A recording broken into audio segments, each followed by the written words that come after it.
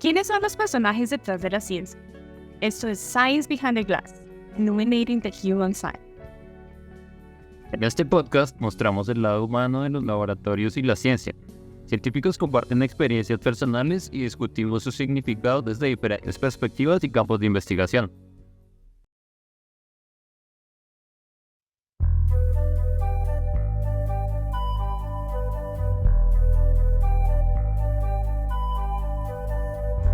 Hola, mi nombre es Linda Hernández. Soy bióloga y doctora en Física y Ciencias Naturales de la Universidad James Cook University, Australia. Hola, mi nombre es Daniel Esguerra, soy estudiante de doctorado en Ciencias del Mar y Limnología en la Universidad Nacional Autónoma de México. Bienvenidos al primer episodio de nuestro podcast Science Behind the Glass. En este programa buscamos acercar el lado humano de los científicos a la audiencia.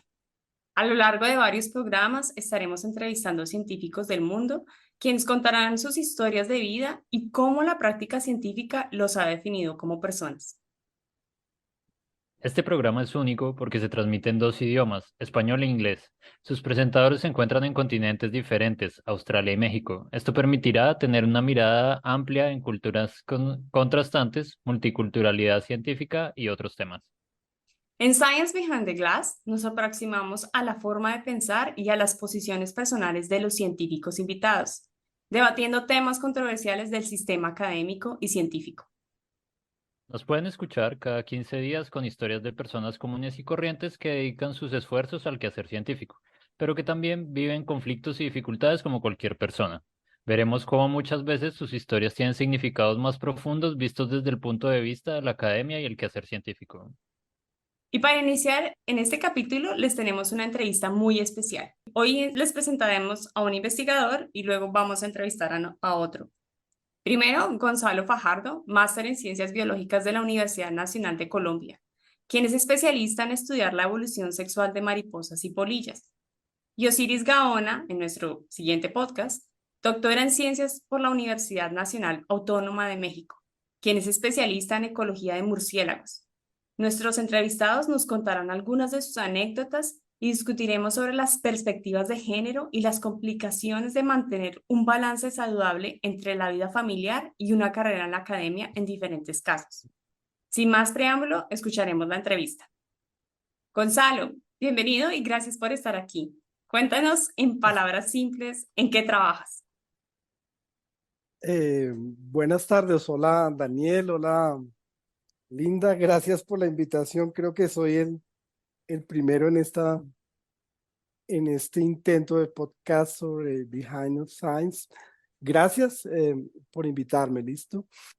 Bien, no, yo pienso que de lo que me estás preguntando, tal vez mi trabajo está mucho más enfocado a la docencia. Yo digo que a lo largo de los años lo que me he convertido es en un acelerador de mentes que quieren hacer cosas que tal vez yo no alcanzo a hacer en mi quehacer, pero mi oficio como docente me ha permitido ver cómo los estudiantes a partir de las preguntas y a partir de sus propias observaciones y de sus propuestas se desarrollan como científicos.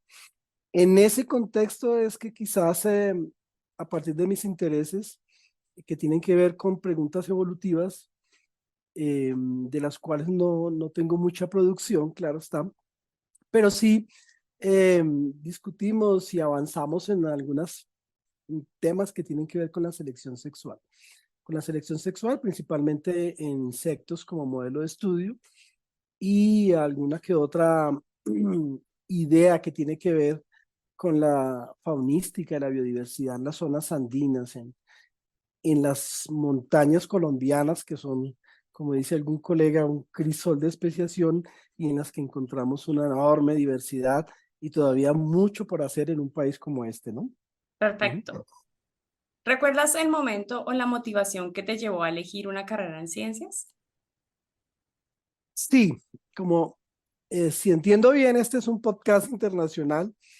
En mi caso, am, en un país como el nuestro, un país latino, donde el avance de la ciencia natural es lento y depende mucho de las posibilidades de recursos y, por qué no, de la interacción con buenos profesores, En mi caso, el interés por la ciencia y por las ciencias naturales viene desde mi casa. Tuve la suerte de tener una madre universitaria y de crecer en un ambiente, digámoslo así, de libre pensar y de libre preguntar. Y tal vez desde ahí fue que me nació la intención de estudiar ciencias naturales, de estudiar biología y de avanzar en la biología ya a nivel profesional, a nivel de estudiante, a nivel de formación. Claro, todos tenemos detrás algún docente que nos influyó y tuve varios. Recuerdo precisamente hace poco revisando unos artículos que encontré documentos de un profesor que influyó mucho en mí, Carlos Osorio, y otro profesor, Rodrigo Torres, y otro profesor, Tomás Armando Gil. Entonces siempre tenemos eh, personas que influyeron, que nos enriquecieron, que desinteresadamente nos soltaron un libro, nos prestaron literatura y eso es lo que permitió como empezar a organizar preguntas e intereses, ¿no? Siempre hay alguien que determina un camino, digo yo. Excelente. Y ya Ujú, yendo, digamos, a lo más específico, Gonzalo, ¿cómo te ujú. interesaste por el estudio de la evolución sexual de insectos y en particular de lepidópteros, o sea, mariposas y polillas, que es como uno de tus campos de especialidad? Sí, mira que en un país como el nuestro dominan los trabajos de inventarios, lo que llamamos aquí los inventarios faunísticos, los inventarios, en nuestro caso, de insectos y más concretamente los inventarios, los registros faunísticos de lepidópteros, por decir algo. Es decir, el reconocimiento de la diversidad y todo este tipo de trabajos que son muy tradicionales acá, es reconocer cómo se distribuyen, cuántas hay, incluso denominar nuevas especies que es relativamente muy común en insectos en Colombia. Pero hacer preguntas de la selección sexual en un contexto como el nuestro es muy extraño. Tuve también la suerte de asistir a charlas a la Universidad del Valle cuando estaba el profesor William Eberhard. No me recuerdo si todavía estaba en la universidad como tal o si era visitante.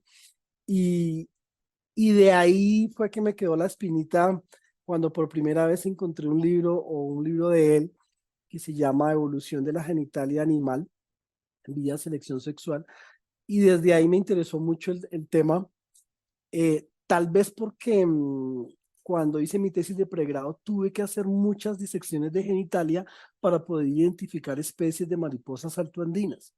Entonces, una cosa es el trabajo técnico de ilustración, por decirlo así, el detalle y todo el oficio de ilustrar, y otra cosa es preguntarse por qué varían tanto ciertas estructuras que tienen que ver con la transferencia de esperma en el caso de los machitos de las mariposas.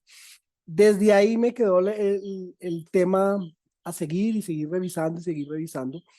Y después tuve la oportunidad de hacer la tesis en la maestría sobre una pregunta evolutiva y necesariamente tuve que volver a caer en el tema de la genitalia y su variación dentro de las poblaciones y todo me fue llevando hacia la selección sexual. Claro, qué interesante. Ujú. Bueno, y pensando precisamente, digamos, en todas estas particularidades de la selección sexual y de la evolución de la genitalia de los insectos, ¿por qué piensas que el estudio de este campo es importante o es interesante para la ciencia y para la gente en general, no solo para los Claro, científicos? cómo lo hacemos sencillo? ¿Cómo lo hacemos divulgable? ¿Cómo lo hacemos, entre comillas, útil? Eh, para no quedarse inmerso en la pregunta que le apasiona solo al que le interesa y al círculo de los que la discuten, mira, si uno no entiende, para mí el núcleo de lo poblacional en los organismos, ojo, y en su conservación, es la reproducción.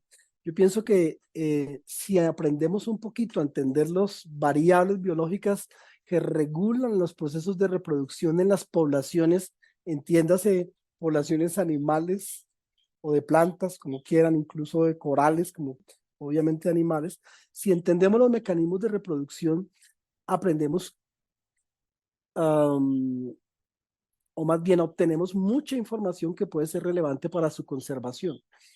Eh, yo creo que realizar planes de conservación con base en la simple distribución de las especies no es suficiente. A mí me parece que si conocemos un poquito de su reproducción, tenemos mejor información y mejores herramientas para entender cómo conservar las especies.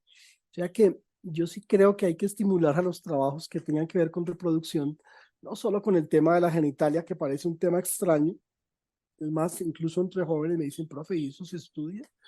Lo que pasa es que el punto es que una estructura como la genitalia animal, en el caso de los insectos, no solo es para la transferencia de esperma, tiene una cantidad de variables comportamentales, de selección y, entre comillas, de toma de decisiones animales que determinan la continuidad o no de la misma especie. Entonces, por eso digo que si entendemos las variables que están en juego a los momentos de la reproducción, entendemos cómo conservar mucha de la fauna que hay en esos países que son de enorme diversidad. Cualquiera que haga zoocría, incluso cualquiera que críe en granjas, incluso cualquiera que haga un ejercicio básico de cría, sabe muy bien que si controla ciertas variables va a tener éxito en la reproducción de lo que esté criando. Igual ocurre con el conocimiento de las variables a nivel ambiental, a nivel biológico, a nivel natural, me parece a mí. Entonces es importantísimo para la conservación y además de la conservación para la educación y pues para maravillarnos de la cantidad de posibilidades que hay de comportamientos reproductivos en los organismos. Y ¿Ah? cambiando un poquito de tema, uno de los aspectos que queremos explorar en este programa es cómo los científicos encuentran un equilibrio entre su vida familiar y su carrera académica. ¿Cómo manejas tú esta difícil tarea? Yo no sé si me eligieron porque saben que tengo familia o si la pregunta va a ser abierta para cualquiera persona que ejerce el oficio de lo que llamamos ciencia. El oficio de preguntar, digo yo, que creo que la pregunta responde a un estereotipo que existe respecto a la imposibilidad de tener familia cuando se es un científico. Bueno, es que la misma connotación de científico puede ser un cliché.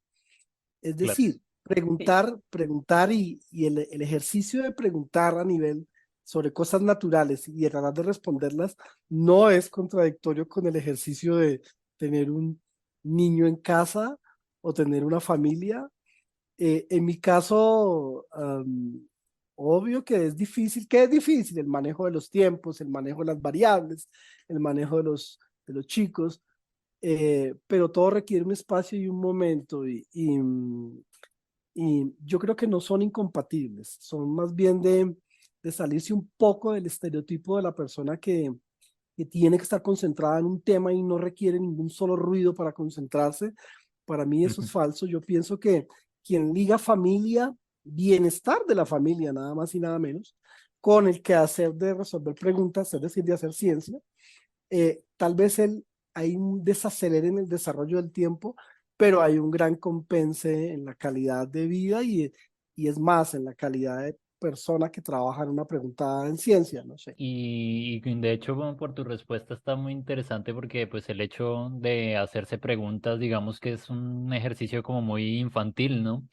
Y Claro. el hecho de Sí. convivir con tus hijos cuando son niños y todo eso, capaz que lo que hacen es enriquecer más el ejercicio científico más que entorpecerlo, ¿no? ¿Cómo lo ves? Mira, yo tengo adolescentes actualmente, ¿no? Ujú. Ya hice la parte del doctorado en los pañales, digo yo. Que es una tarea difícil, pero si no tiene claro en lo que está, es todo un cuento, es todo un desarrollo de familia. Es que eso depende de la manera como tú vivas, del proyecto que tengas con tu compañero o compañera, de la manera como se ensamblan las cosas. Entonces, si las cosas van de la mano en coordinación más o menos con todas las discrepancias que puedan haber, porque esto es así, esto es discutible, las cosas funcionan, pero a lo que quiero llegar es que en el momento en el que estoy, yo tengo gente adolescente a mi alrededor, niñas, entre los 15 y los 17 años, pero yo recuerdo muy bien que yo haciendo el examen de candidatura para el doctorado, que me tocó hacerlo virtual, la menor que tenía 14 años en ese momento, cuando yo terminé mi disertación como de 2 horas y de preguntarme, y ustedes saben lo que es una defensa de candidatura, eh, resultó que ya estaba interesadísima y súper respetuosa de la situación y hasta me pasaba papelitos diciéndome, no vayas a decir esto, estás hablando bien, porque era virtual el ejercicio. Entonces, Definitivamente no podemos pensar en hacer un ejercicio de persona que está metida en el centro de las cosas científicas, desligado de su entorno familiar. Es que hace parte del mismo escenario. No me pongo la bata para volverme un científico, así es. Soy el mismo humano que viene de una casa, de un hogar, con unas variables psicológicas, sociales de hogar, de familia, y que si pertenezco a una institución, ejerzo un oficio de docente o de director de tesis o de hacedor de preguntas y de búsqueda de métodos y esas cosas que todos hacemos. No quiero decir que sea una situación a la que todo el mundo le deba apostar. Seguramente hay situaciones de ego, hay situaciones que no son fáciles, o definitivamente las relaciones no son estables, no tienen que ser infinitamente estables y pueden haber bajadas y subidas. Eso es tal vez lo que lo hace difícil. Pero creo que un científico dedicado al 100% con toda su pasión a un tema, si está dedicado exclusivamente a eso, es porque, es porque tiene un mundo muy solitario o porque su entorno familiar definitivamente está muy bien estructurado sin considerar sus variables laborales. Y más como para dar un poquito más como de explicación a por qué va esta pregunta, es porque muchas veces las ofertas laborales para científicos no son Ujú, muy amplias o es muy difícil o el mudarse a otros lugares es como muy frecuente, o sea, y claro. eso también como disrupte o hay una disrupción bastante drástica en las vidas de científicos en general. Ajá. Entonces, es como esas cargas se tienden a manejar o, por ejemplo, a la distancia o cómo se distribuyen esas cargas en la familia. Claro. No, esto tiene que ser un proyecto. O sea, hacer familia es un proyecto tan importante como hacer un proyecto académico. Y tiene que tener un mínimo de orden y un mínimo de proyección. No puede existir un azar y un completo eh, devenir así al azar para desarrollar un núcleo familiar y ejercer docencia e investigación. Esto requiere una organización. Por eso digo que no es fácil. Eso tiene sus subidas y sus bajadas, pero depende mucho de la calidad humana y de los componentes que yo pienso que rayan en lo personal y en el desarrollo y en las aspiraciones de la pareja y todo eso, ¿no? No es fácil, pero en mi caso, pues ahí vamos. Ujú. Ok, listo. Bueno, pues teniendo en cuenta precisamente esa última pregunta que te hacía Linda y pues está un poco ya no lo has contestado un poco, pero pues Ajá, como lo dices es un plan, ¿no? Que tienes que ajá.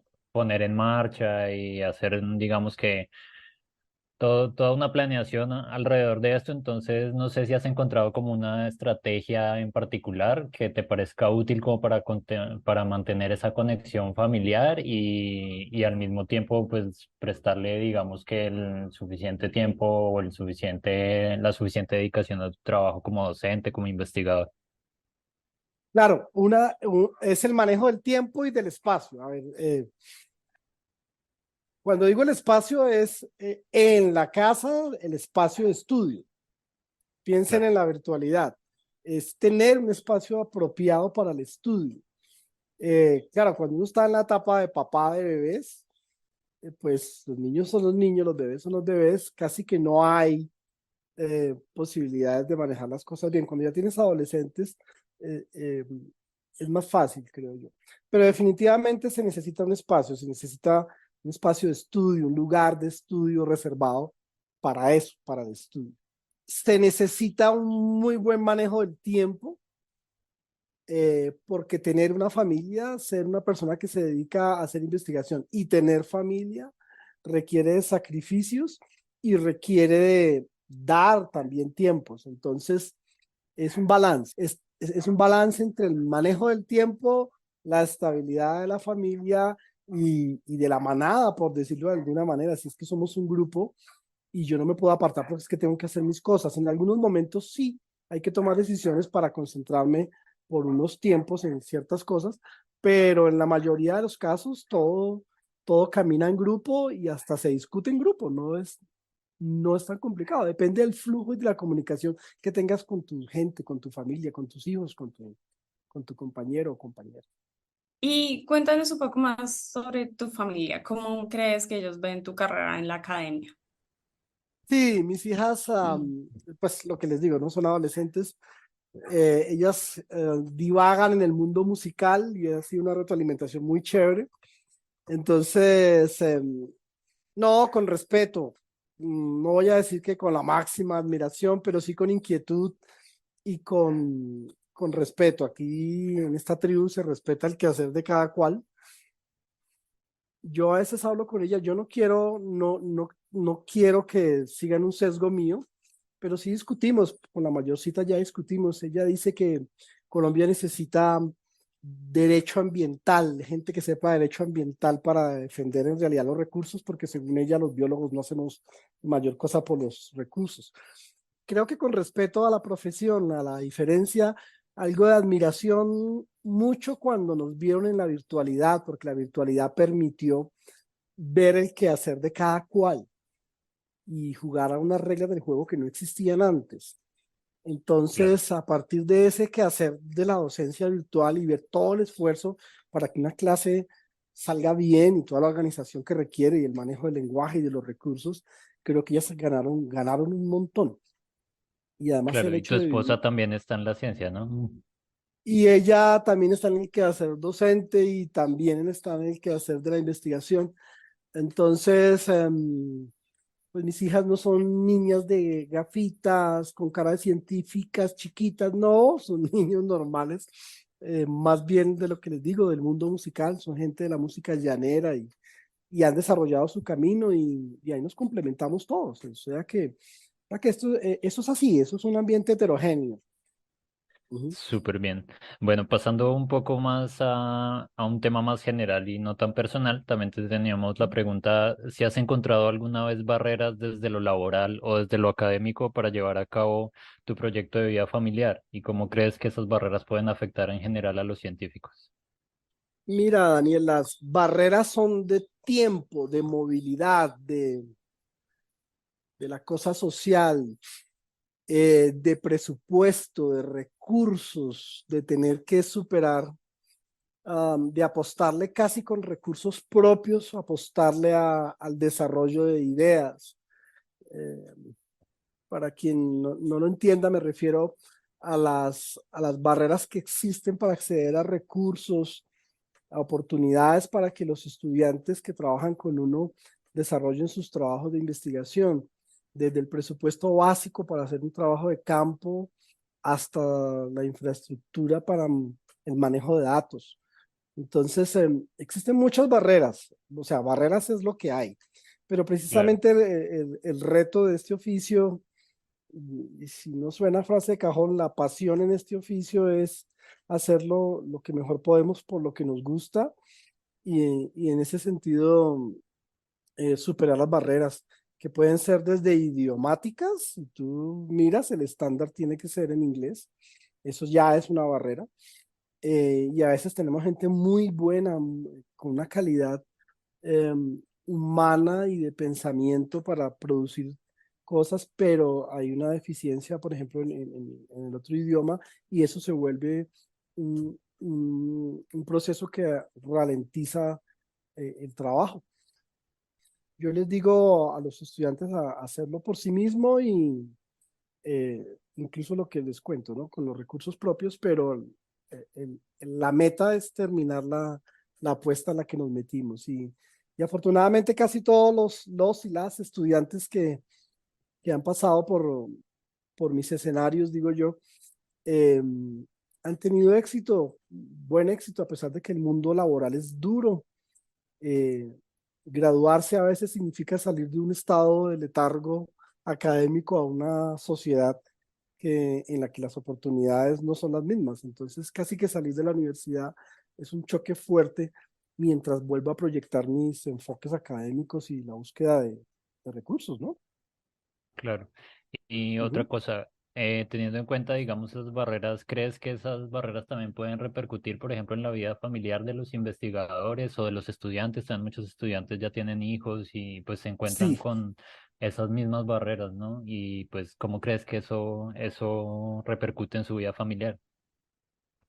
mucho, mucho porque, pues si tú haces familia, tienes que tener claro que necesitas un mínimo, a ver, un mínimo vital organizativo, es decir, necesitas tener una familia, necesita una infraestructura, es decir, necesita un espacio donde vivir, todo un plan de trabajo, todo un plan familiar versus el plan laboral.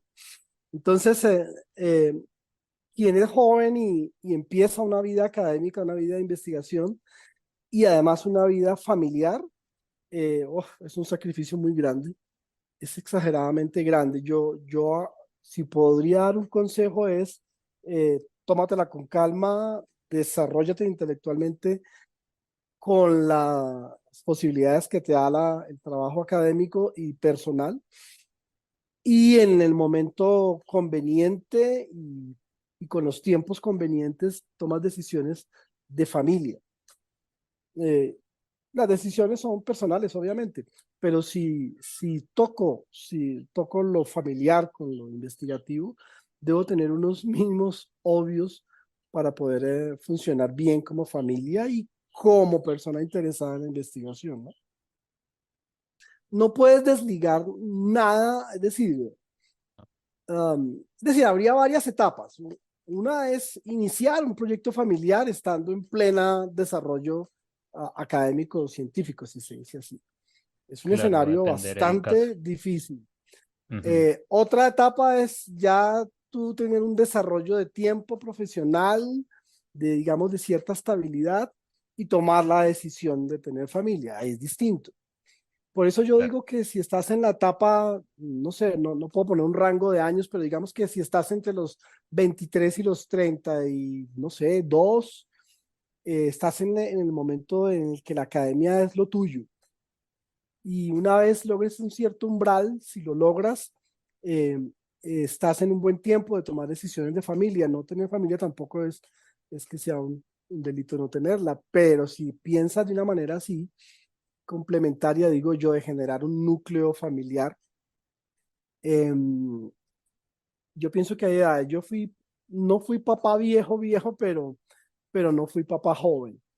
Entonces, tal vez el éxito radica un poco en tener ciertas condiciones de estabilidad, no solo laboral, sino mental, para desarrollar el núcleo familiar y el núcleo científico, si lo quieres ver así. Ok, ok, Y súper bien. partiendo de ¿Estamos? lo que has mencionado, dependiendo de la edad del científico, de la persona que Sí, esté trabajando sí. en ciencias, ¿qué consejo le darías a las personas que persiguen una carrera en la academia, pero que también piensan que la familia es una barrera? Si la familia es una barrera para ti en tu desarrollo profesional, em, ahí ya tienes una barrera, es decir, ya tienes una situación que resolver. Entonces, si la familia es un obstáculo para tu desarrollo, no tengas familia, porque de entrada ya estás pensando que va a ser un obstáculo. Entonces, desarrollate. ¿Cuál es el riesgo? ¿Cuál es la consecuencia? Que es obvio, la toma de decisiones tienes que dimensionarlas en el tiempo.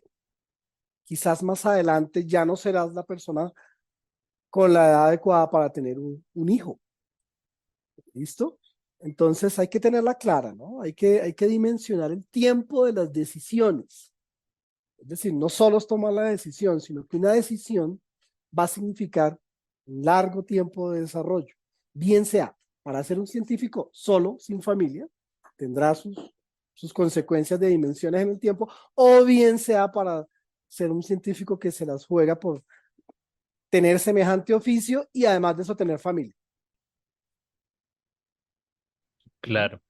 Muchas veces Ujú. dentro del sistema académico y dentro del sistema científico, se ve como un fracaso dejar la academia o dejar el quehacer científico para dedicarse a otras labores.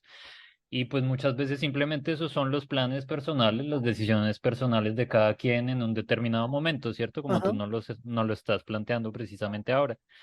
sí. Y pues, ¿cómo ves tú que dentro de la misma academia, dentro del mismo mundo científico, se puede tratar como de eliminar esos clichés que hay muchas veces hacen que el hecho de dejar esta labor se vea como un fracaso?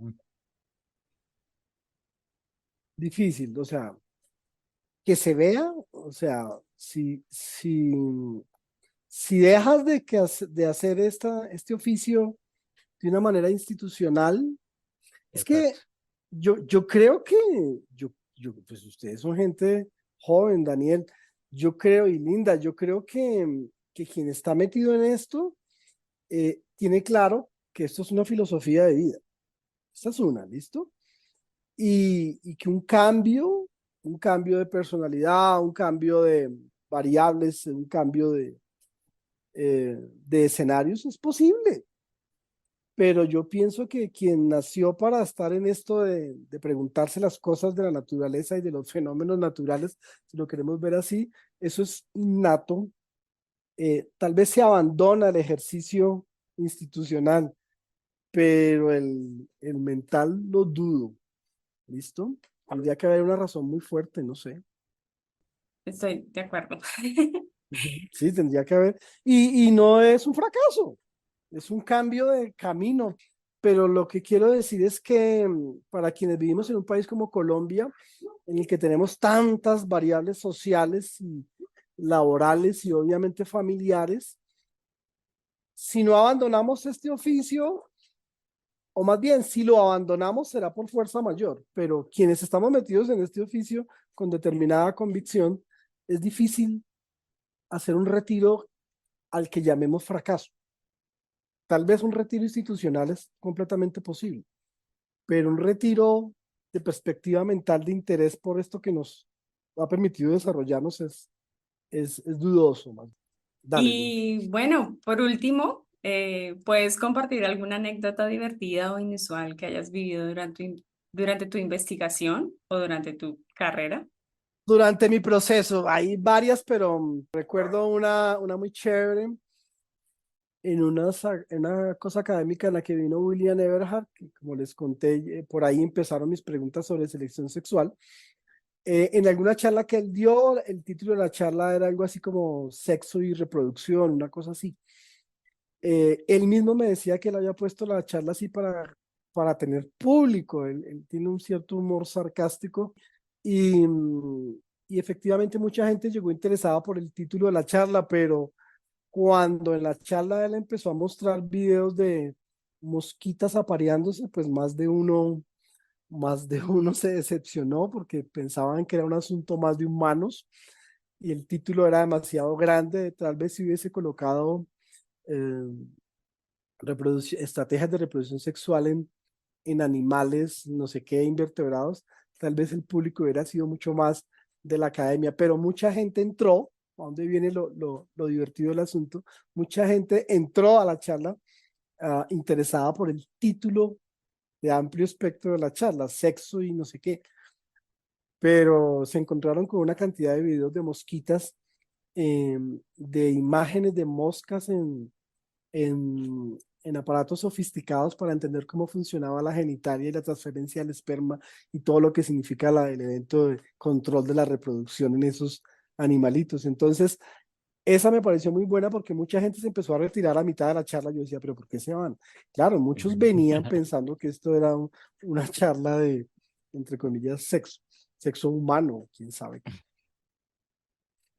Ujú, Bueno, pues Gonzalo, creo que esas eran las preguntas que teníamos preparadas. Queremos agradecerte por tu tiempo, por tus ujú, respuestas, por compartir un poco sobre tu vida familiar también, que pues son cosas personales y está muy interesante, sí. igual que la gente pues las conozca en rasgos generales para precisamente como hablábamos, ¿no? Quitar un poco el velo que hay sobre el quehacer científico y las personas que se dedican a él.